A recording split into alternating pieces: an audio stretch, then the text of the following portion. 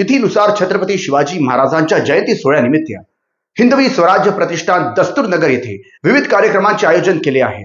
छत्रपती शिवाजी महाराजांनी ज्यावेळी हिंदवी स्वराज्याची स्थापना केली त्यावेळी क्रूर दैत्यरूपी अफजल खान हिंदवी स्वराज्य संपवण्यासाठी स्वराज्यावरती चालून आला, आक्रमण केले आणि घात केला आणि छत्रपतींना संपवण्यासाठी महाराजांच्या पाठीमध्ये खंजीर खुपसला, पण राजे डगमगले नाही। महाराजांनी नूरसिंहासारखी वाघनखे काढली आणि अफजल खानाचा कोटळा बाहेर काढला। त्या राजाने स्वतःच्या जीवाची पर्वा न करता या हिंदवी स्वराज्याच्या रक्षणासाठी पूर्ण उभं आयुष्य आपलं घातलं। त्या राजाच्या जयंतीसाठी आम्ही एक दिवस चालू पाहिजे आणि या जयंतीला उत्साहात साजरं केलं पाहिजे।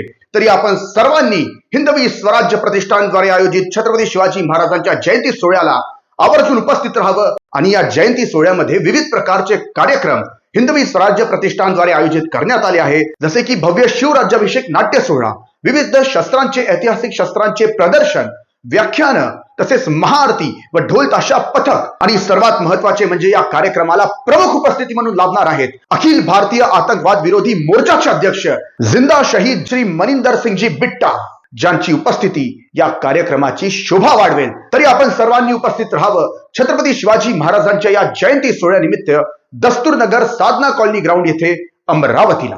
धन्यवाद। जय शिवराय।